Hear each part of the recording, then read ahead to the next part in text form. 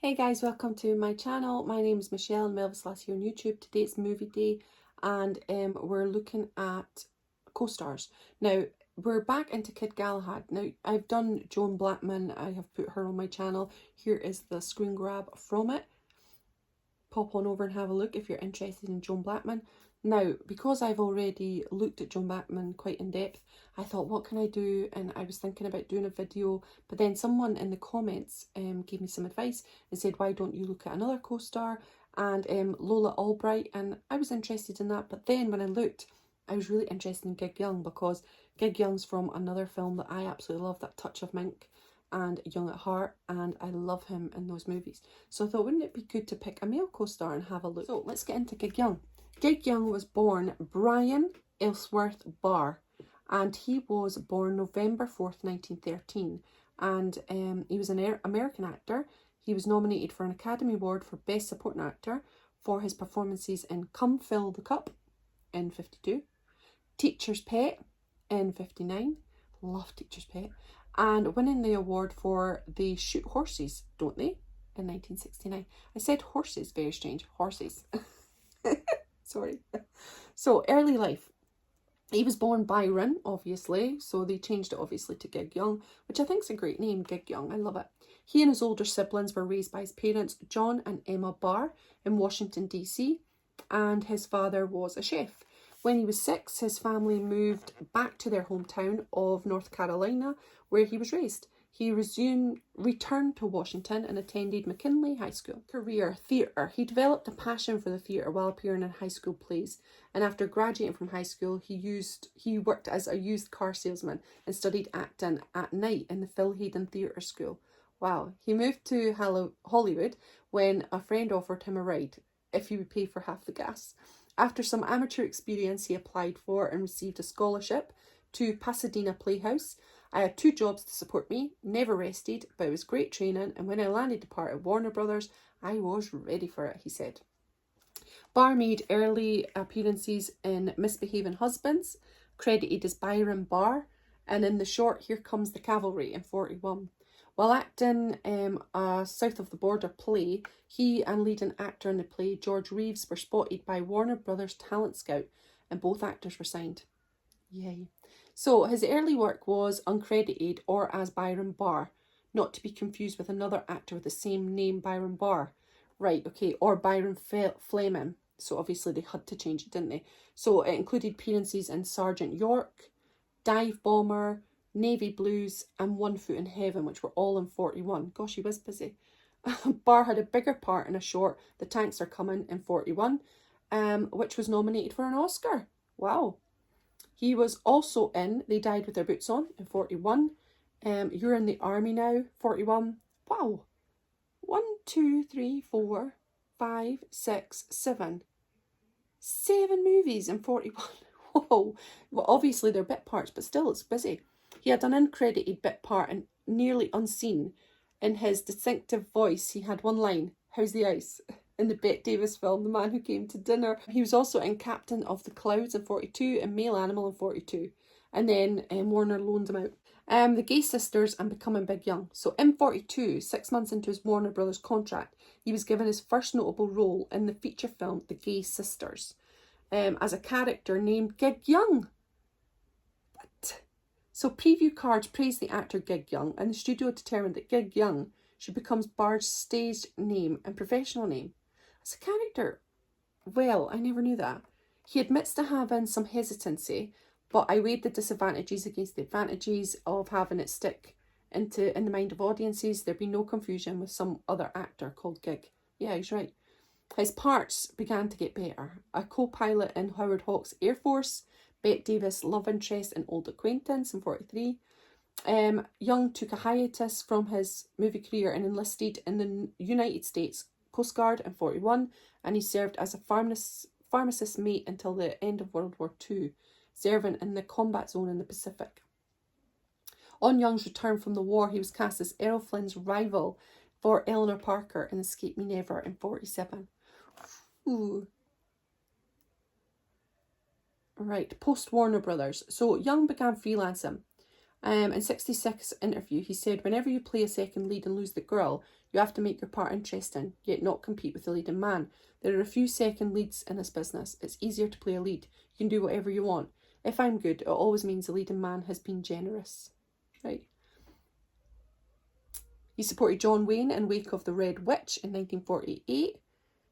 And Glenn Ford in Columbia's Lust for Gold in 1949. He stayed at Columbia to support Rosalind Russell and Robert Cummins' Tell It to the Judge. He had his first lead in a feature film in Hunt the Man Down in 1951, a film noir.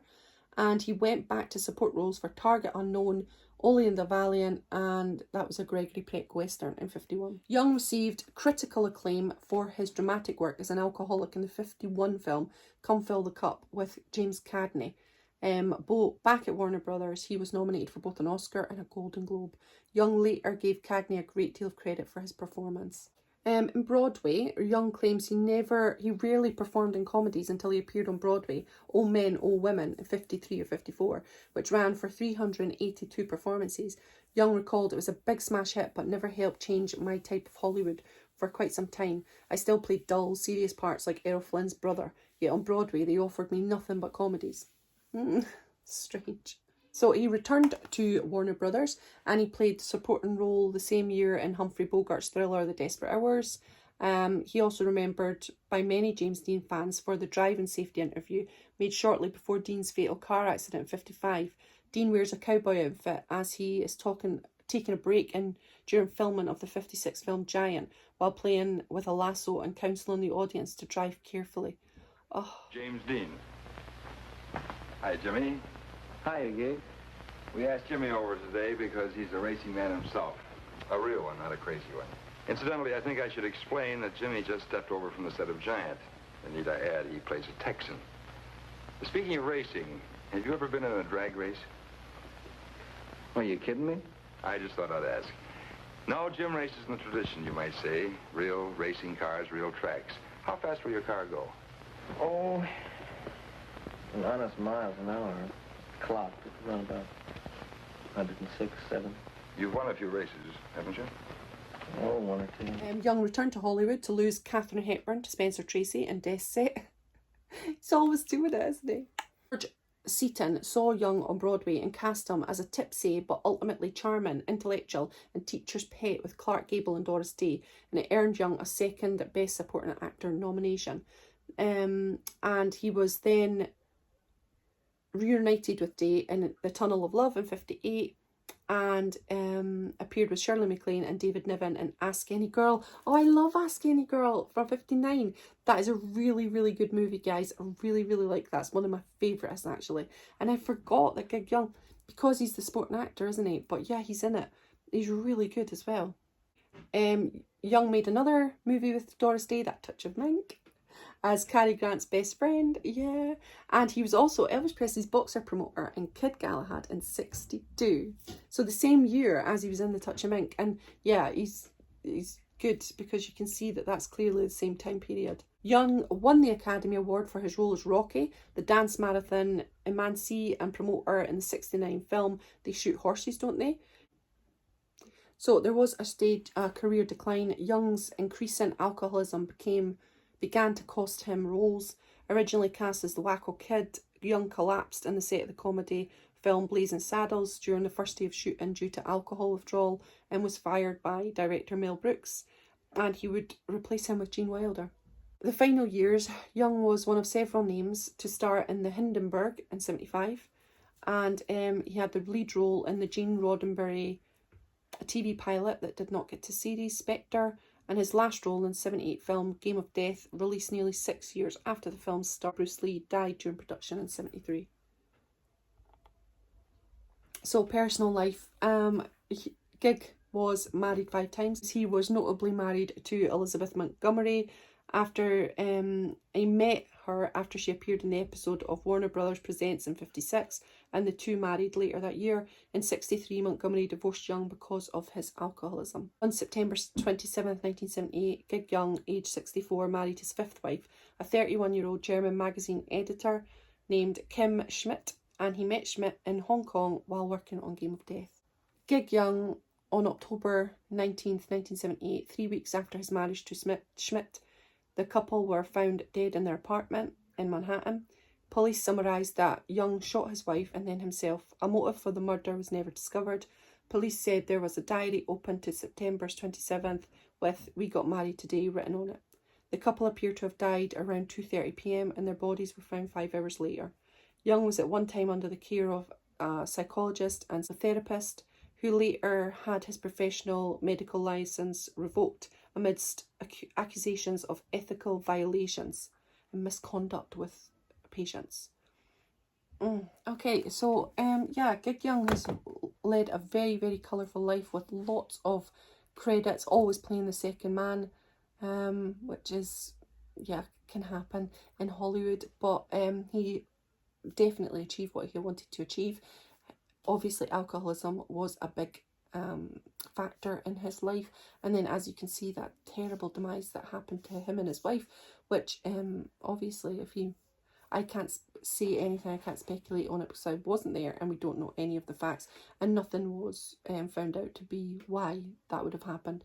So yeah, we won't divulge further into that, but yeah, Gig Young was in Kid Galahad. I think he plays a great part. I love him acting alongside Elvis. I think their acting is divine. I did hear, and this could be a fan magazine thing, that Elizabeth Montgomery was on set and Elvis and her got on great, and he wasn't too keen on Gig Young on how he treated Elizabeth Montgomery. That may be speculation. Do you know any further things on that? I'm not going into it too much because this is about Gig Young and I don't want to slander anybody on this video. So yeah, thanks so much for joining me on this one. It was really, really interesting, and some things I didn't know at all about Gig Young, and I'm glad to have done it on the channel. So take care of yourself, have a fantastic day, and I'll catch you on another. Bye everyone.